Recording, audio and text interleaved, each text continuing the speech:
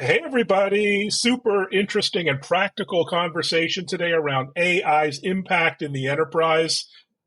So much change ahead, so much change happening now. And we have a true expert here with us from NICE. Elizabeth, how are you? I'm doing great. Really excited to have this conversation. We're excited to have you here. And, with all the hype around AI, it's great to talk practical use cases. And of course, as the AI and CX powerhouse that NICE is, you have a lot of insights to share. Before that, maybe introduce yourself, your role, and for those maybe outside the core industry, who is NICE? I'm the head of marketing for our digital and AI lines of business. Been at the company about 2 years now, so it has been a wild ride with everything new that has been coming in 2022 and 2023. And NICE is a customer experience platform and software company. We do everything for consumers, employees, agents, supervisors, leaders, really trying to cover all of the customer journey in and out and around it. And I think there are enormous benefits that AI is bringing to the table. I think that I'm not the first person to say that I think that CX is the best use case right now for this new technology. And just seeing what we've been putting out there, even in the last few months, is thrilling to me. Yeah, that's a great word to describe it. And, AI is reshaping the approach businesses take in so many industries. There's so many obvious efficiency and revenue opportunities, customer engagement opportunities. But what's your perspective? Where is AI making the most impact today with your customers and beyond, do you think? I think that we started off by talking about how we can make chatbots better. And I do believe that is true, but I think that is a reductive way to look at it. I think that what we're really going to see folks leaning into in 2024 is how AI can help in a real way at all levels across the business, from executives on down, as a collaborative tool to help unlock insights and information that you can actually take action on in ways that we haven't been able to before because it's been locked in a data lake or a data silo that needs a engineer or a data analyst, which we know never has enough time to do all of the projects that we need and never can complete them fast enough.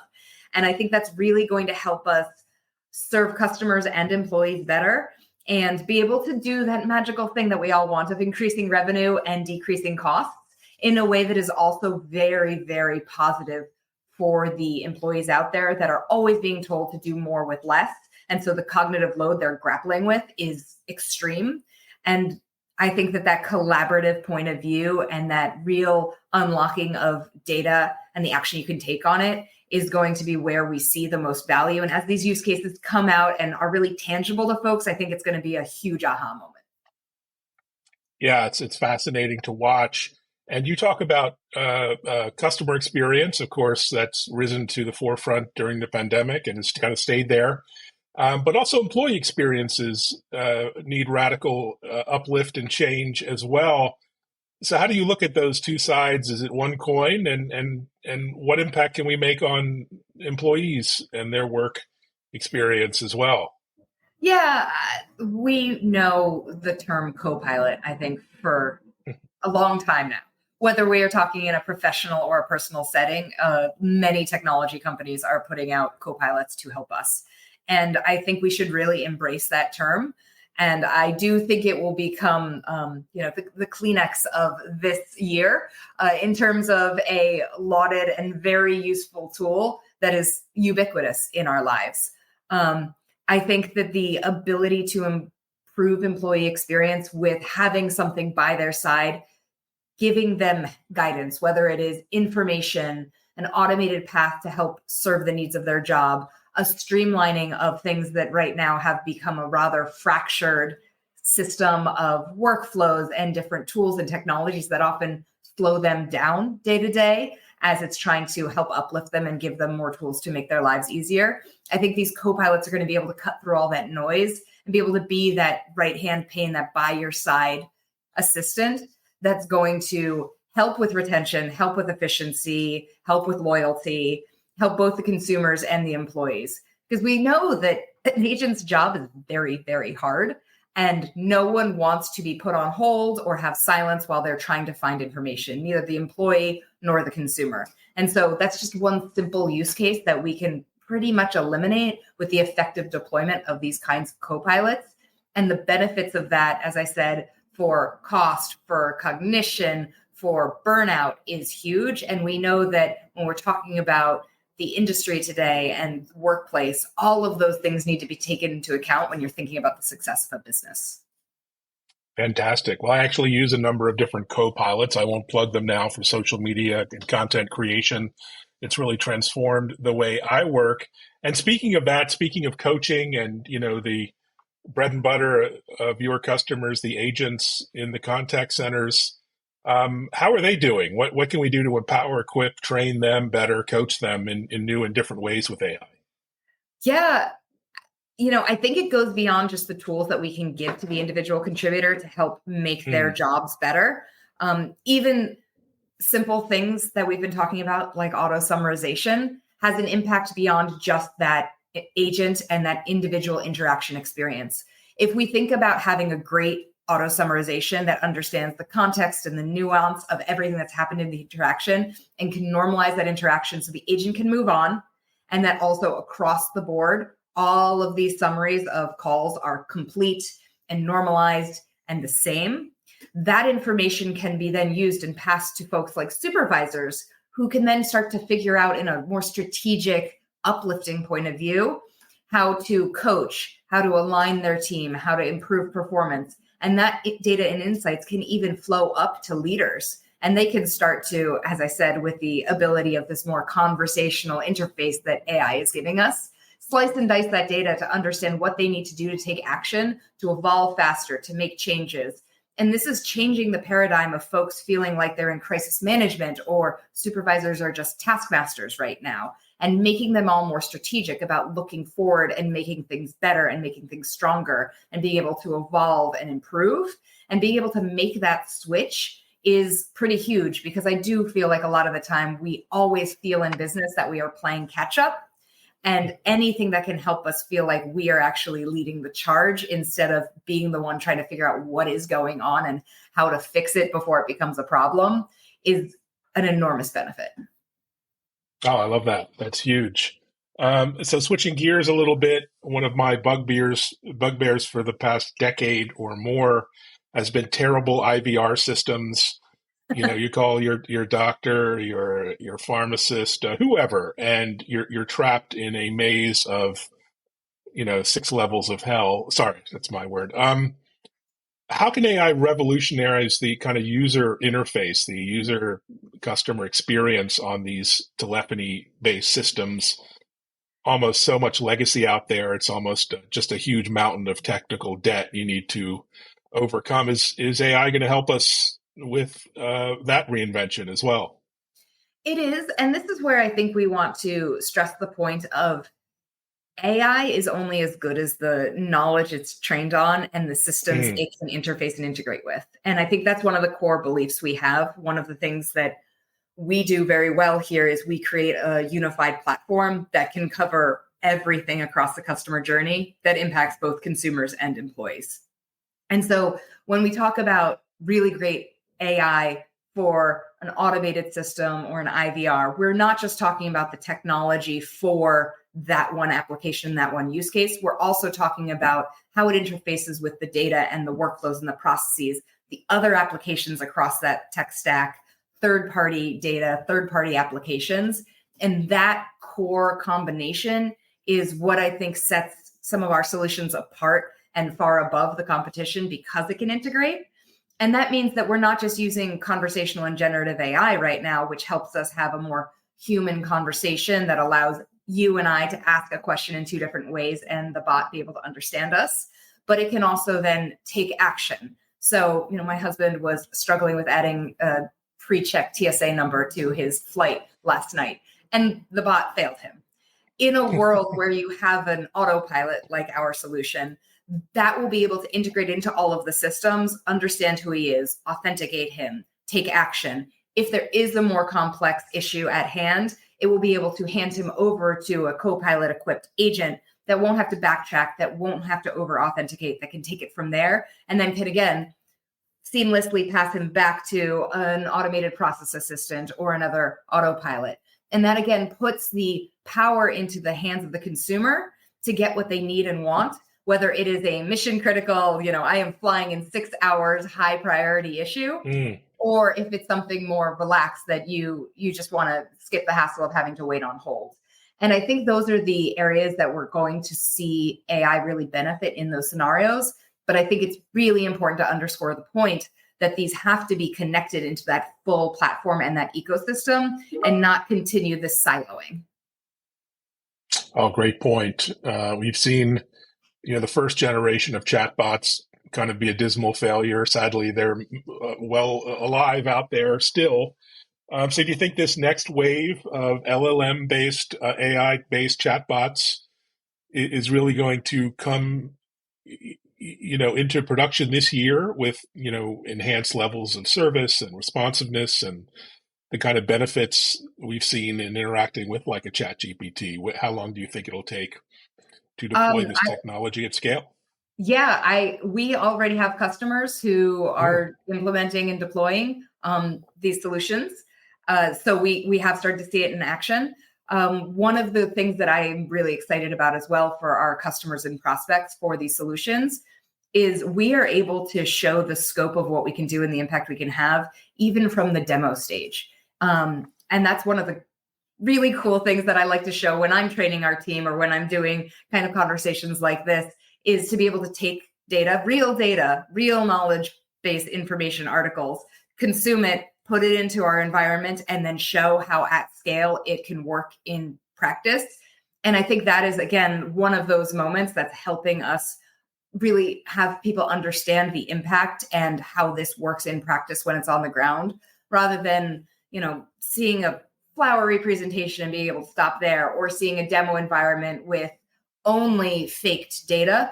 Being able to see it, how it works exactly for your business really is eye-opening to understand how this is going to differentiate you from other folks. Because yes, these are all the same technologies, but the data, the workflow, the brand guidelines, how any organization wants to show up in the world is going to change how this AI interacts and how it needs to be deployed. And so really being able to show how that works in the real world is a big deal.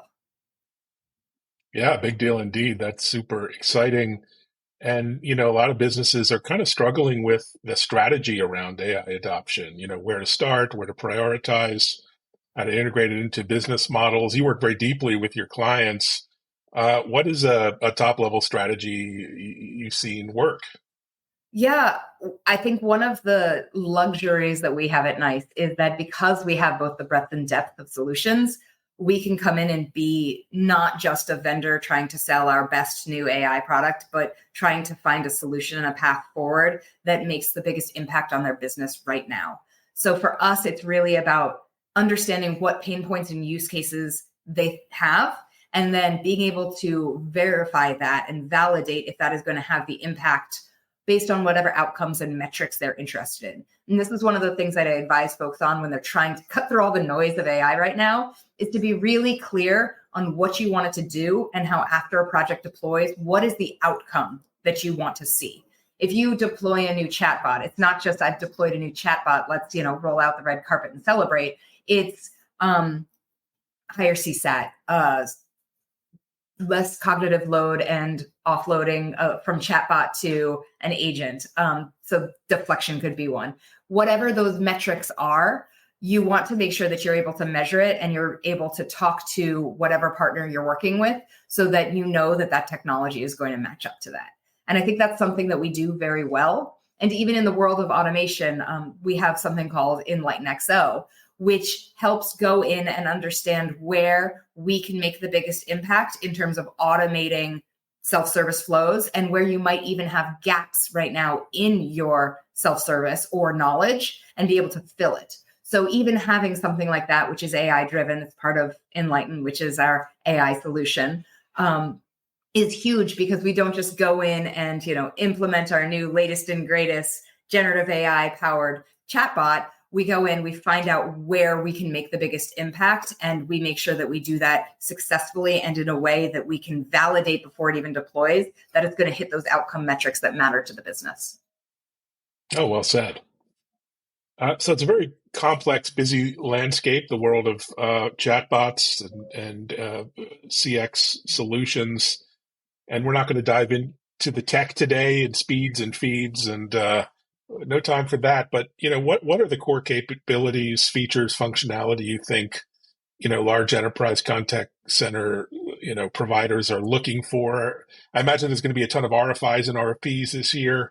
But at a high level, what's the capability set they should consider? That is a very good question. And I feel like we can go broad or really get into the weeds. I think that you are looking for that in terms of self-service automated assistant that does have a seamless handoff into your other workflows and tools, that does understand intent and nuance, that will be able to feed all of that interaction data and metadata back into your data lake to then inform all of the other use cases of your AI. I think for co-pilots out there, I think you should make sure to broaden your scope to ensure that, again, it's not just uplifting agents. We're very proud of our co-pilot for supervisors solution. And I think that having something that can broadly uplift the entirety of the contact center is important. And again, Enlighten Actions, our solution for CX leaders, that idea of having a search engine-like conversational interface that can then build customized dashboards and reporting, it all ends up being what I would call a virtuous circle, where automation helps agents, helps supervisors, helps leaders, which then can make better automation and again and again and again. And I think in terms of some of the, tailored use cases we're seeing a lot of folks find much value in auto summarization. And we even have something called Autopilot Knowledge, which is a generative AI focused knowledge bot that doesn't need to take on the full form of what we think of as a chatbot that can actually execute actions for you, but will able to give you that customized, personalized information. We've all gone and searched on a website or within a mobile app to find out how to use something, how to fix something, how to update something, how to, get the latest firmware. And you end up wading through links or long articles that are not necessarily relevant. Having something that now can just deliver you exactly point by point in the way you're asking for it, directions, instructions, just a snippet of information for the question or the concern that you have, is going to be hugely impactful in terms of not having someone reach out to an agent, and also consumers being able to actually get what they want on their phone, on their device, on their computer, the moment they ask. And so those are the ones I see people really gravitating towards, especially in this first quarter, so they can get up and running, they can prove this technology. They can see now that the contact center can actually generate revenue, especially with these technologies. And then we're going to see it accelerate from there. Wow, it's hard to imagine any more acceleration. I feel like I'm on the Concorde at the moment. But, OpenAI really lit a fire under the whole consumer AI world and expectations and delight. But what's the difference between a ChatGPT that consumers are used to interfacing with and sort of consumer solutions and enterprise-grade AI, which has a rather different set of requirements in terms of compliance and security and on and on and on? Yeah, that is a really important thing to note. We've heard the stories from the bombastic to the scary around hallucinations or inappropriate, applications and deployments of it. I think that the ChatGPT is a very important and useful tool. It can also be a very fun and novel tool. But when we're talking about enterprise, you want it bound to what your organization is thinking about, the knowledge it has, the guidelines it has, the brand constitution it has, and nothing beyond that. Just like right now, I have a whole world of knowledge outside of this work. It is not relevant to this conversation, and it is not needed here. And I really think you need to think of AI in that same way. And so again, this is where the knowledge and the guidelines being that brand guardrails is super important. We don't want to be able to use a chatbot to help solve math problems. We want it to just be used for whatever the brand has deployed it for. And that will help it being not abused, not being used for extraneous activities. And I think that at its core, that integration with knowledge management and data is very important there to clamp that AI, just like we train our best employees. I think the other piece there is to, again, work with a partner and a vendor who understands the requirements of different countries' laws and regulations, different industries, different certifications, especially when you're talking about, finance or healthcare. There are a lot of different security and privacy restrictions. And you need to be able to apply those, just as we have with other pieces of software and tools, to AI applications to ensure that they are taking those into account and ensuring that privacy and security. And again, I think that's one of the benefits that we have here, is that we have been doing that for a long time across all of these industries at scale. And so that was something that foundationally we built into our tools, especially since it is integrated into our platform, which already stands up to all of those security and ethical and privacy requirements. Wow, well said. Nice, as they say. So we all seen enterprise projects fail. A shockingly large percentage of all types of IT projects fail to meet their goals, and that won't be immune in the AI world. So what are some of the significant deployment challenges you're seeing, and any guidance on navigating, this new world of AI?